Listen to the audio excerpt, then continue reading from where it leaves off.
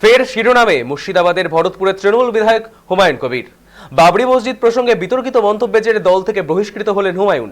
বৃহস্পতিবার তৃণমূল ভবনে সাংবাদিক সম্মেলন করে এই সিদ্ধান্তের কথা আনুষ্ঠানিকভাবে জানান তৃণমূল নেতা ফিরহাদ হাকিম।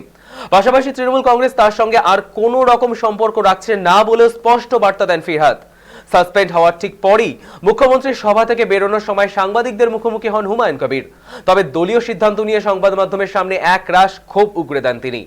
এই ঘটনাকে কেন্দ্র করে ইতিমধ্যেই তুঙ্গের রাজনৈতিক তরজা।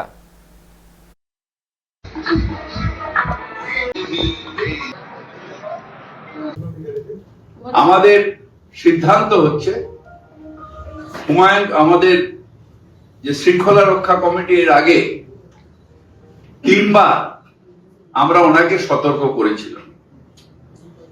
এখন আবার উনি এইটা করছেন। আমরা পার্টির ঊর্ধ্বতম নেতৃত্বের অর্থাৎ আমাদের পার্টির চেয়ারম্যান এবং জেনারেল সেক্রেটারি দুজনেরই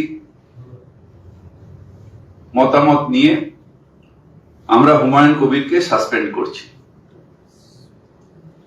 হুমায়ুন কবিরকে আমরা সাসপেন্ড করছি দল থেকে। দলের সাথে তার কোনো সম্পর্ক থাকবে না। দলের সাথে তার কোনো সম্পর্ক থাকবে না।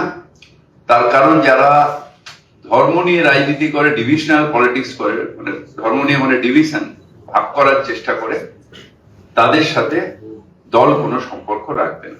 দাবিদার কোনো কথার আমি জবাব দিব না। নিয়ামক শেখ উপস্থিত আছে ওখানে, যে খুশি থাকতে পারে, যে খুশি থাকতে পারে।